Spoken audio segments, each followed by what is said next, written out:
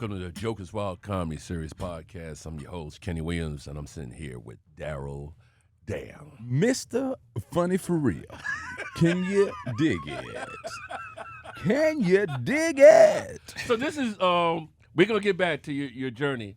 So that's your clothing brand. Oh, yeah. No, I don't have it on right now. I have it in there. Oh, okay. Yeah. Okay. I It's thought it was Love like for Crew. Love for Crew. Love for Crew. Yeah. Now, what is that? It's the emblem is hands reaching to each other, and it's kind of just a mindset that I kind of want black people to have, to always be willing to pull each other up and Wow. you know what I mean, reach down and grab each other. You know what I mean? Wow. Okay. That's what it's about. You know what I Okay. mean? Like, we can't do it without each other. Yeah. You know what I mean? So Yeah. I try to do my part best I can. So take that with T-Ray. Yeah, it was, what was the club? Temptations. Temptation. Yeah, man. It was like a little spot where, like, it was a pool table in there. I wouldn't even call it a stage. It was like an area. Uh-huh. You know what I mean? They was trapping in the front. Like, it was kind of wild. Yeah, it wasn't savory. Like, you wouldn't want to bring nobody from out of town there. Yeah, you'd be like, because they'd be like, yeah, like, y'all do comedy here? Hell yeah. And they get a bag of weed too. And this is what comedy, like, it hasn't really been this story as far as, like, I'm not even going to say urban, it's like black comedy. We always out of exclusion.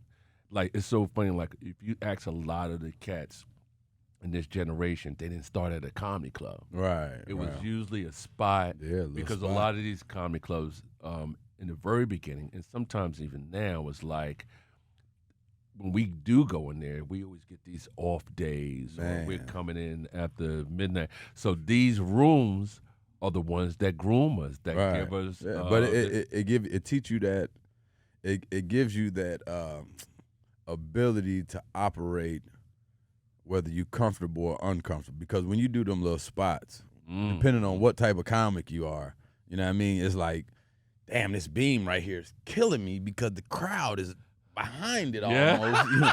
It's like, and then you call yourself trying to be over here, but now when you move this way, you done alienated yourself from 30% of the crowd over here. So it's like, But, you know, when you get to do it, the first time I did a comedy club, I was like, yeah, this is it, man. Yeah.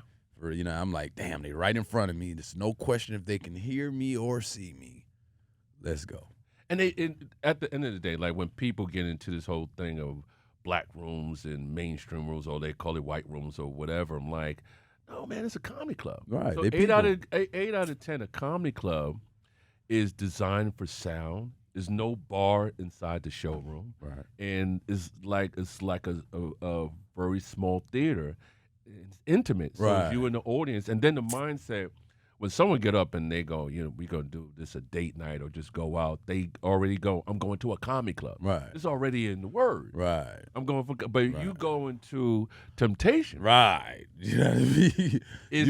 You gotta battle through the conversations, the drunk dude, the regulars that, you know what I mean, want the attention too. They used to, you know what I mean, now that the light on, they like, I'm about to go in front of the stage and do the, you know what I mean, do the robot. So your time at Temptation, how long ago was that? Oh man, this is, what is this, 2022? That was 2001. 2001. Yeah, 2001. Wow. Yep. I had just started, because like how I started doing it, you know, some friends, you know, we was all just hanging out in the neighborhood, and a radio personality named Ryan Cameron had a comedy night at a club called 112, and it was the most, you heard of 112? It was the most popular club in Atlanta. He had a comedy night in there, and we was all hanging outside, and he was on the radio. He was like, my comedy show, you know, Ryan Cameron comedy show, blah, blah, blah, tonight, 8 o'clock, blah, blah, blah. And I'm with about 15 of my homeboys, and they was like, man, you gotta do it. D, we'll pay. I'm like, bro, they not gonna let me on. Nigga, I'm 19. They was like, bro, we'll pay whatever it costs to get you on stage. So I was like, what I'm gonna talk about? They was like, man, just talk about the stuff you be talking about around here. So we went up there, got to the door. Dude asked for my ID. He was like, you 19. I was like, but I'll be 20 in October. He was like, look, this what you do. Come back next October, and I got you. I was like, man. Nigga. And then I met Ernesto Ross. You know Ernesto with the hat? I met Ernesto, and Ernesto was like, man, you need to meet T-Ray. And I met T-Ray. T-Ray put me on at Temptation. Then I met other comedians, and then I went over to a club called Dudley's, and I stayed there because that was a better setup for comedy. So I did there for about maybe 5-6 months, and then, you know, when more seasoned comedians would come in, they would be like, man, you need to go head over to Uptown, man. Like, you're wasting your time here. Like, you got it. You figured it out over here. Yeah, let's go over there. I went over to Uptown, man. That was like a shot of heroin, man. I've been hooked there ever since, man. And I love it. You know what I mean? And it's not always good. You know what I mean? Yeah, you know, it has its ups and its downs. You know what I mean? But it's like, that's the best part of it. You know what I mean? That's like I remember like the reason why I said like 112. I did an interview with 112. The group. Yeah, I said, why do y'all call yourself 112? And they referred to the club 112, right? And I was like, it was that popular that you named yourself? Yeah. What? Man, you could walk up to 112. Like, I remember walking up to 112 and seeing Snoop Dogg and Master P standing there just talking outside the front door. Wow. I'm like, and, you know, it's so funny. Like, it's damn. And I understand, like, every city has their that club. You go to Chicago, you go to Detroit, you go to New York, and go like, did you never been to the Barry? Right. Yeah. So that was that, man. But that was like where any celebrity that came in the city came. Yes. Like everyone I'm talking about, they got pictures in there of Madonna, Mariah Carey, Michael Jackson. It was everybody came through 112. And you know, when they said they was doing comedy, and all my homeboys talked me into it, I ain't get in, but you know, I got the connections I needed to start the ride. When I hear someone that's been doing it 10, 20 years, and like I look at myself, like what keeps you in the journey? Man, not only could I not see myself, I could see myself doing something else because, you know, I kind of pride myself on being multifaceted. But it's like, what keeps me going is because it's no job that I wouldn't quit for $100 show. You know what I mean? Like, it's no job. Like, it's like if I got a job and I say, hey man, look, I got this show tonight.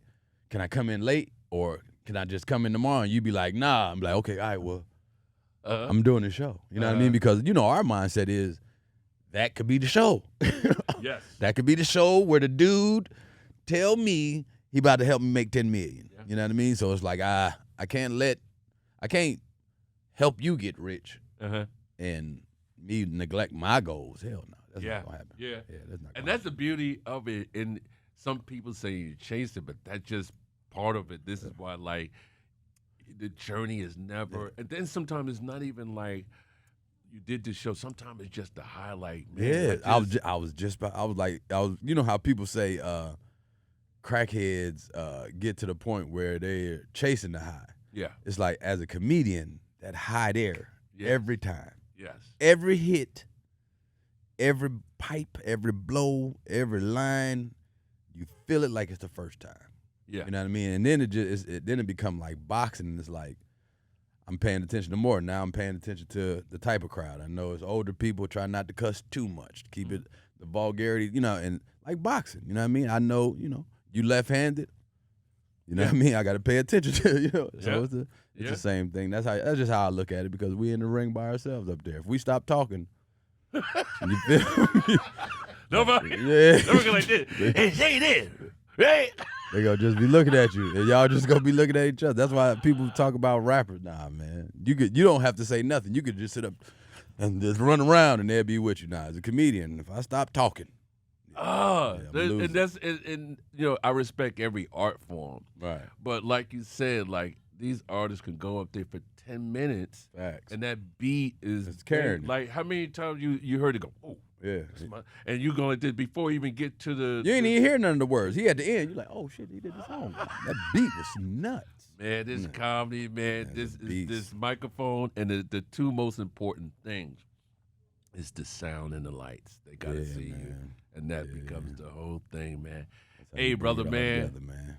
Thank you, man. No problem, man. For stopping through, man, and blessing, man. I'm looking forward to tonight, man. Hey, this has been Jokerz Wild Comedy Series podcast with my man Darryl Dam. Mr. Funny for Real. Hey, see you soon. All right, man. Y'all be light.